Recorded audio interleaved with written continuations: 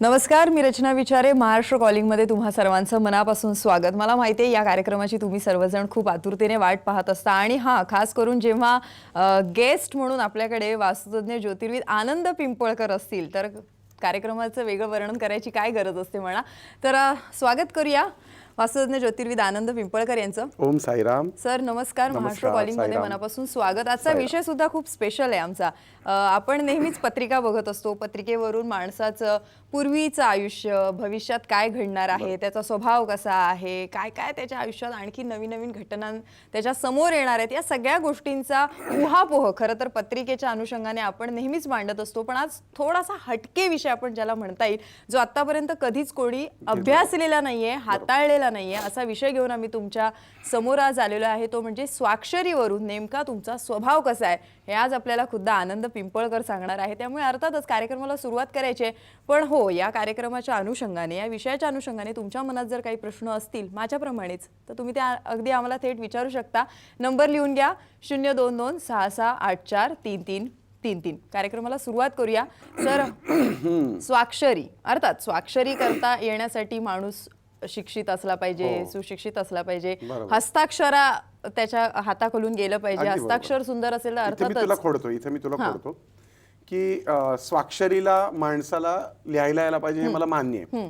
पण ज्या वेळेस स्वाक्षरी केली जात नाही तेव्हा त्या व्यक्तीचं काय घेतात? अंगठा घेतात. आता इथे अंगठ्याला सुद्धा महत्व आहे, लक्षात घ्या. ती पण सहीच आहे. अच्छा. सही म्हणजे स्वतःची असलेली ओळख. बरोबर. फक्त स्वाक्षरी म्हणजे स्वतःच्या अक्षरातली ओळख आणि अंगठा म्हणजे स्वतःची ओळख. बरोबर. किंबहुना आजकाल तुम्ही जेव्हा डॉक्युमेंटेशन करता प्रॉपर्टीचं, तेव्हा तुमच्या सही बरोबरच तुमचा अंगठा पण घेतला जातो. बायोमेट्रिक पद्धत. त्यामुळे सहीचं डुप्लिकेशन होऊ शकतं, सहीमध्ये चेंजेस होऊ शकतात, पण अंगठ्याचं चेंज होऊ शकत नाही. याचा अर्थ माझं असं म्हणणं नाहीये की तुम्हाला सही येत असली तरी तुम्ही अंगठे ठोका किंवा अंगठे मारा. परंतु हा मुद्दा खोडण्याचं कारण असं की ज्याला लिहिता येतं आणि ज्याला लिहिता येत नाही तो माणूस अंगठा देतो, याचाच अर्थ तो स्वाक्षरी किंवा स्वतःचं अस्तित्व दाखवतो, म्हणजेच त्याला सुद्धा अर्थ आहे. म्हणजे अक्षरावरनं, स्वाक्षरीवरनं, स्वाक्षरीच्या पद्धतीवरनं त्या माणसाचा स्वभाव कळतो, त्याही पेक्षा जास्ती कळतं त्या अंगठ्यावरून. बरोबर. अंगठ्यावरनं माणसाचं भविष्य तर कळतच, परंतु त्याचा पास्ट लाईफ आणि पास्ट जन्म, मागचा जन्म पण कळतो. किंबहुना अंगठ्याच्या ठशावरून तुमच्या आईचं नाव काय, वडिलांचं नाव काय, तुम्हाला किती भाऊ बहिणी आहेत, तुमच्या जीवनात पूर्वी काय घडलं आणि पुढे काय घडणार आहे, या गोष्टींचंही स्पष्ट आकलन अंगठ्याच्या ठशावरनं होतं. त्यामुळं माणसाचा चेहरा हा मुद्राशास्त्रात, तर माणसाच्या अंगठ्याचा ठसा हा ठसाशास्त्रामध्ये, तर स्वाक्षरी हा अक्षरशास्त्रामध्ये जातो. बरोबर. म्हणजे ज्योतिषशास्त्राचा विविध अंगाने विचार करताना माणसाचं नुसतं भविष्य पाहून चालत नाही, त्याची वास्तू पाहून चालत नाही, तर त्याबरोबर इतर गोष्टींचाही पाहणं गरजेचं आहे. आणि त्यातला महत्वाचा मुद्दा तो म्हणजे स्वाक्षरी. अगदी खरंय सर. आता तुम्ही माझा मुद्दा खोडलेलाच आहे. अगदी म्हणजे मला सांगितलं तुम्ही की स्वाक्षरी ही जरी स्वतःची ओळख असली तरी सुद्धा अंगठ्याचं म्हणजे थंब इम्प्रेशन सुद्धा मला वाटतं वेगळं इम्प्रेशन खरं तर पाडत असतं. पण पुन्हा मला माझ्या मनातला प्रश्न जे नेहमीच तुम्ही म्हणत असता की खोचक आणि मी ते तुम्हाला विचारणारच आहे पूर्ण कार्यक्रमात, ते म्हणजे की आपण हस्ताक्षर करतो किंवा स्वाक्षरी करतो, तर याच्यावरून मानवी जीवनातले काय आपल्याला परिणाम समोर येतात? बरोबर. सगळ्यात महत्वाचं म्हणजे माणूस जेव्हा शाळेत असताना हस्ताक्षर लिहितो किंवा त्यावेळेस तो पहिल्यांदा शिकतो की सही करायला माणूस पहिल्यांदा शिकतो. 5वी 6वी 7वी 8वी मध्ये तो सही करायला शिकतो. रिकाम्या कागदावरती आपण सह्या करतो प्रयत्न, पण त्या क्षणाला त्याच्या मनावरचं असलेलं प्रतिबिंबित्व, त्या क्षणाला त्याच्या भविष्यामध्ये उड्डाण घेण्याचं त्याचं स्वप्न, त्याच्या जीवनातल्या भविष्यकालीन योजना, त्याच्या जीवनामध्ये घडणाऱ्या घटना, होऊन गेलेल्या घटना आणि होत असलेल्या घटनांचा पडसाद त्याच्या हस्ताक्षरावर उमटत असतो. हा एक सायकोलॉजिकल भाग आहे.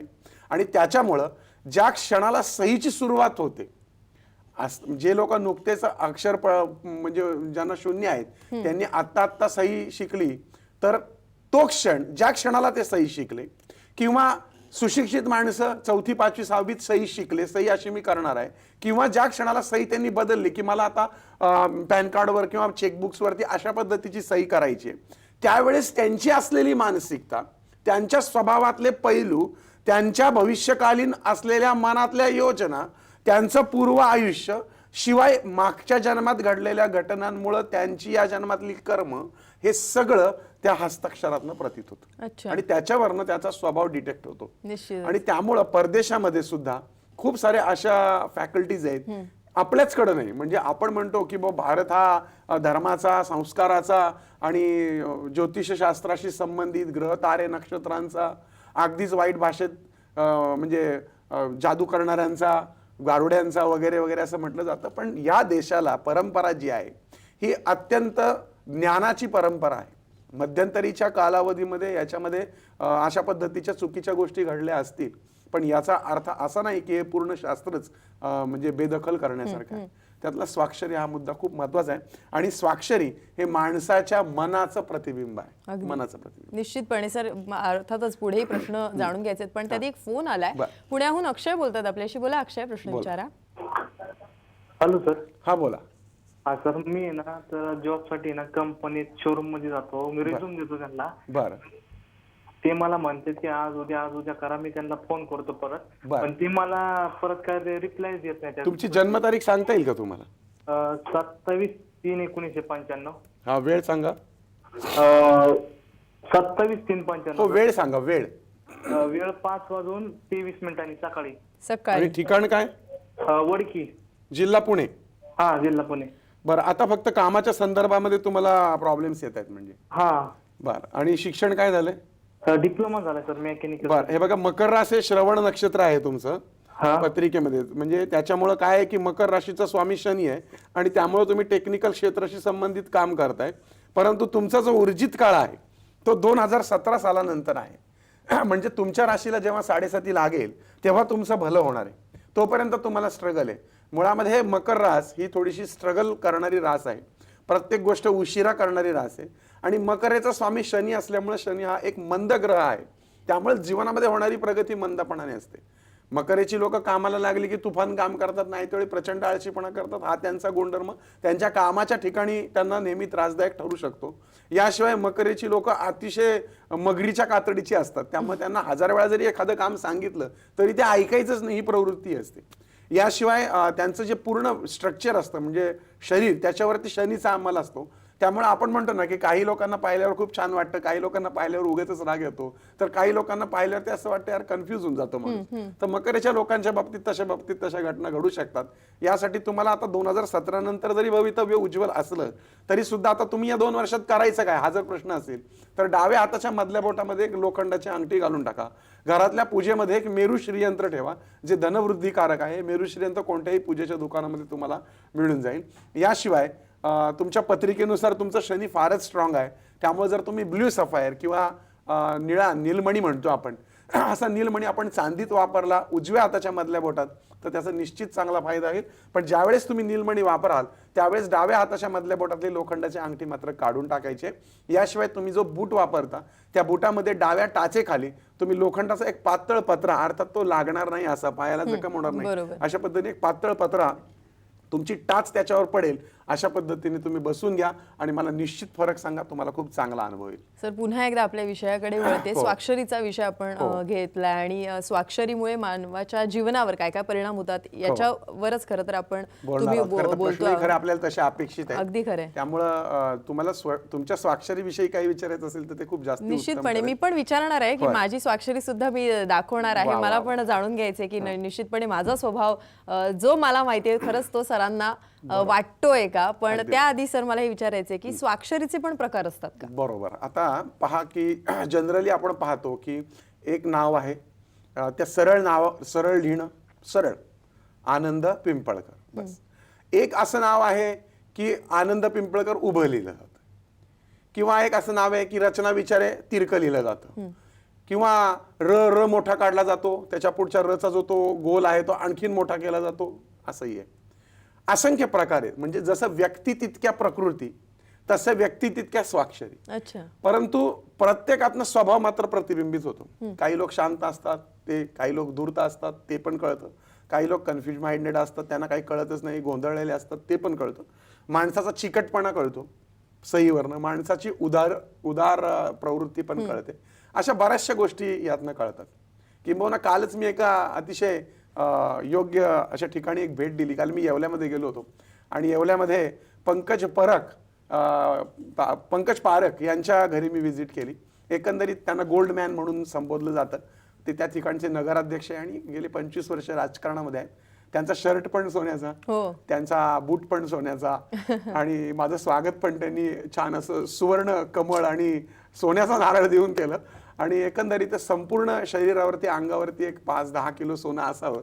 मग अशा माणसाची सही कशी असेल, अशा माणसाची वास्तू कशी असेल, आपण त्यांचे फोटोही पाहणार आहोत थोड्या वेळाने दुसऱ्या सेगमेंटमध्ये. आणि अशा माणसाची सही कशी असेल किंवा त्याची वास्तू कशी असेल याचा अभ्यास काल करण्यासाठी येवल्यामध्ये गेलो होतो आणि खरोखरीच त्याच्यातनं सोन्यासारख्या गोष्टी हाताला लागल्या. निश्चितपणे म्हणजे असंख्य लोकांना भेटत असताना आपल्याला पाहायला मिळतं की स्वभावामध्ये वेगवेगळे पैलू असतात. काही लोकांच्या सहीमध्ये आकडे येतात, आकडे येतात, अंक. म्हणजे सरळ सही असेल, एखाद्याची सही सरळ असेल पण त्याच्या नावामध्ये आता अ असेल तर तो सुद्धा असा मोठा, श असेल तर त्याचा तो शचा पोट सुद्धा असं मोठं, र असेल तर पोट मोठं, अशा पद्धतीने असेल. आणि नावामध्ये आकडा असतो, म्हणजे आकडा प्रतीत होतो. आणि काही वेळा असं नाव असतं की त्याच्यावरती कारण नसताना एक फरकाटा मारला जातो. तर अशा व्यक्ती ह्या बाय हुक बाय क्रूक प्रत्येक गोष्ट प्राप्त करणाऱ्या असतात. त्यांच्या जीवनामध्ये नकार घंटा त्यांना माहीत नसते. जेव्हा सरळ मार्गी जेव्हा त्यांची सही असते तेव्हा ते सरळ मार्गी जीवन जगत असतं. मी तुम्हाला एक सही दाखवणार आहे, गंमतशीर सही दाखवणार आहे, आपण पाहूयात. आणि तुम्ही त्यांच्यातली एनर्जी ही कधी कमी होत नाही. आयुष्यामध्ये टक्के टोणपे खात खात ते पुढे येतात. त्यांच्या मनात काय चाललंय हे कोणाला कळत नाही. ते त्यांच्या प्रतिक्रिया पटकन देत नाहीत.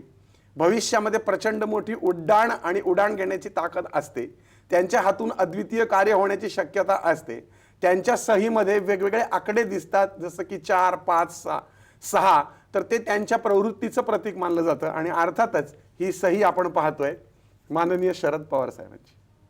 दिसतीये सही या ठिकाणी. शरद पवार साहेबांची जर सही बघितली आपण तर सरळ अशी सही आहे. याच्यामध्ये हा गोल मोठा दिसतोय आपल्याला सगळ्यात पहिल्यांदा. त्याच्या पुढे शरद प चा जो आहे तो 5 आकडा दिसतोय, तो उलटा 4 पण वाटतोय आणि 6 पण वाटतोय. आणि वरती एक स्ट्रोक आपल्याला दिसतोय याच्यामध्ये. 4 आकडा हा सामदाम दंडभेद याचा प्रतीक आहे. 6 आकडा हा षड्विकारांचं प्रतीक आहे. तर 5 आकडा हा पंचमहाभूतांचं प्रतीक आहे. म्हणजे एक सुंदर आणि प्रभावी व्यक्तिमत्व आणि अजरामर होणारं यांच्या स्वभावातून समाजाची उन्नती, याशिवाय संपूर्ण विकास, याशिवाय सातत्य, प्रचंड प्रमाणामध्ये स्मरणशक्ती, असं म्हणतात शरद पवार साहेबांच्या बाबतीत की ते एखाद्या माणसाचं नाव जर त्यांनी एखादे लक्षात ठेवलं तर ते कधीही तो 10 वर्षांनी जरी भेटला तरी ते विसरत नाहीत. व्यासंगी, विद्वान, प्रचंड एनर्जी, सातत्याने म्हणजे त्यांना काम करण्याची प्रवृत्ती. परंतु ही जी एक रेष आपल्याला वर दिसते ही अचानक, ही रेष मात्र स्वभावाचा अंदाज दाखवत नाही, म्हणजे कळून येत नाही पटकन. आणि मला वाटतं की एखादा जो प्रगल्भ राजकारणी व्यक्ती असतो तो राजकारणी हा असाच असायला पाहिजे. त्यांच्या इतरांच्या भविष्याचा विचार करणं, आपल्या हाताखालची लोक असतील किंवा आपल्यावर प्रेम करणाऱ्या लोकांचं भलं पाहणं हे या सहीचं वैशिष्ट्य आहे. आणि तुम्ही पाहाल इथे आपल्याला आकडा दिसतो, 4 पण दिसतो, 5 पण दिसतो, 6 पण दिसतो. आणि हे वेगवेगळ्या अँगलनी ही जर सही पाहिली ती सरळ मार्गी सही आहे. म्हणजे याच्यामध्ये कुठेही गुंतागुंत नाहीये आणि सातत्याने विचारवंत असा नेता आपल्याला याच्यात निश्चितपणे. सर, अशा बऱ्याच खरं तर स्वाक्षरी मला पाहायच्या आहेत. त्याचे काय नेमके पैलू आहेत ते सुद्धा जाणून घ्यायचे आहेत. पण त्याआधी इथे घेऊयात एक छोटासा ब्रेक.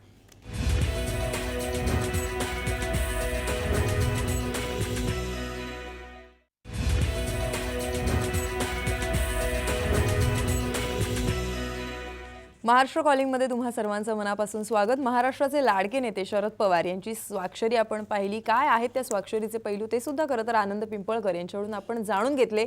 इतरही अनेक मान्यवरांच्या स्वाक्षरी मी जाणून घेणार आहे सरांकडून, त्याही मला पाहायच्या आहेत. पण सर, अनेक ठिकाणी वेगवेगळे तुम्ही कार्यक्रम करत असता. जसं तुम्ही उल्लेख केला की काल तुम्ही येवल्याला गोल्ड मॅन यांच्या घरी गेला होता.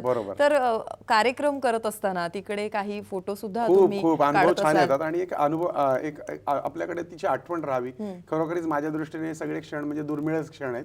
आणि माझ्यावरती जे प्रेम लोक करतात येवल्यासारख्या ठिकाणी एवढी असंख्य गर्दी लोकांची जमा झाली होती. आपण फोटो पाहूयात.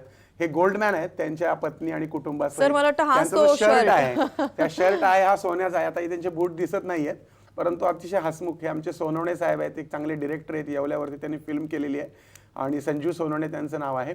त्यांची पत्नी आणि त्यांचा मुलगा आहे. बघा, त्यांनी एक सुंदरसं सोन्याचं फूल आणि सोन्याचा नारळ दिला. त्यांच्या अंगावरती साधारणपणे एक 7-8 किलो सोनं या ठिकाणी आहे आणि चष्माही सोन्याचा आहे. काय ते गाणं आहे, मेरी कार भी सोने की, मेरा सायकल भी सोने की, असं सगळं सोन्याचं आहे. माणूस पण सोन्यासारखा आहे. नुसतंच अंगावर सोनं चढवलंय, पण आत्मा आणि जर स्वभाव खराब असेल, दातृत्व नसेल तर उपयोग नाही. या माणसाकडे कर्णासारखा दातृत्व देखील आहे. सातत्याने 25 वर्ष राजकारणामध्ये राहून नगराध्यक्षपद, नगरसेवक पद अशी विविध पदं त्यांनी भोगलेली आहेत. याशिवाय त्यांची जी वास्तू होती ती वास्तू अतिशय सुंदर पद्धतीने आहे. पुढचे फोटोही आपण पाहूयात. संग्राम चौगुले यांच्या जिमचं उद्घाटन, फिजिक्स जिम, त्याचं उद्घाटन माझ्या हस्ते झालं. या कार्यक्रमाला अनेक मान्यवर मंडळी उपस्थित होती आणि हडपसर या ठिकाणी हा जिमच्या उद्घाटनाचा कार्यक्रम संपन्न झाला. साईबाबांची एक सुंदरशी प्रतिमा जिमच्या वतीनं मला त्यांनी दिली आणि या जिमचं उद्घाटन संग्राम चौगुले यांनी माझ्या हस्ते केलं. त्यांचे वडील या ठिकाणी चित्रामध्ये दिसत आहे. सकाळनी कार्यक्रम घेतला होता 25 आणि 26 तारखेला, दैनिक सकाळ वर्धापन दिनानिमित्त हा कार्यक्रम घेतला होता. प्रचंड मोठ्या प्रमाणामध्ये या कार्यक्रमासाठी लोक उपस्थित होते. 25 आणि 26 हा रामकृष्ण मंगल कार्यालय पिंपळे गुरव सकाळनी घेतलेली ही दखल. स्त्री या विषयावरती मी विशेष असं त्याच्यामध्ये सांगितलं होतं. 10 देशांमध्ये वास्तुशास्त्रांची ती तुम्ही लोक बघाल तर इतक्या प्रचंड प्रमाणामध्ये लोक कार्यक्रमाला होती की 300-400 लोक परत गेली, इतकी प्रचंड गर्दी होती. कार्यक्रमाचा आनंद लोक घेतात कारण ह्या कार्यक्रमामध्ये वास्तुशास्त्र, ज्योतिषशास्त्र अशा विविध पैलूंचा समावेश केलेला असतो. हा पिंपळे गुरव मधला फोटो आहे आणि हा कालचा येवल्यातला फोटो आहे. एका देवीच्या मंदिरामध्ये तिथे एक श्रीयंत्र साधारण 200 वर्षापूर्वीचं त्यांनी तिथे स्थापन केलेलं, नवीन दाखवलं, म्हणजे नव्याने स्थापन केलेलं.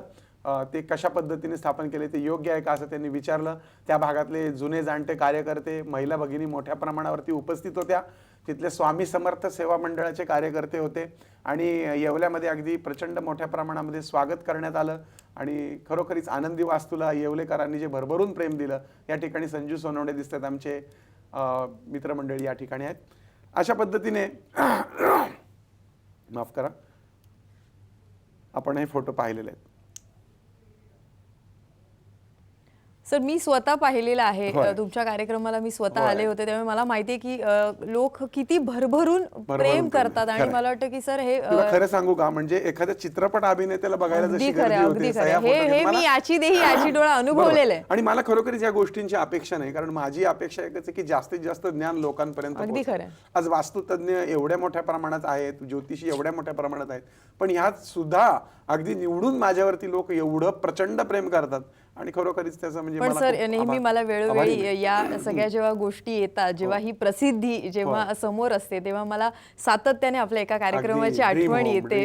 आपण 365 एपिसोड्स एकत्र तयार केले होते आणि तू आणि आपण मिळून ते 365 एपिसोड वास्तुशास्त्राची माहिती आणि तब्बल 4 वर्ष आपण साम टीव्हीच्या माध्यमातून लोकांपर्यंत वास्तुशास्त्राचं ज्ञान देतो आणि कदाचित त्याच हा परिपाक किंवा फळ आहे. सगळ्यांना श्रेय जातं, जसं त्यांना जातं तसं तुला जातं, तसं माझ्या कुटुंबांना आणि सगळ्यांना हे श्रेय जातं आणि खरोखरीच असं प्रेम, असा आशीर्वाद अखंड माझ्यावरती राहतो. निश्चितपणे. सर, पुन्हा एकदा मी स्वाक्षरीकडे येणार आहे. मगाशी आपण राष्ट्रवादीचे सर्वेसर्वा शरद पवार यांची स्वाक्षरी पाहिली होती.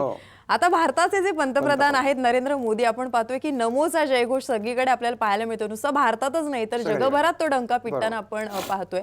सर, त्यांच्या स्वाक्षरी बद्दल काय सांगा? मोदी साहेबांची जी सही आहे त्या 2 प्रकारांमध्ये सह्या आहेत. म्हणजे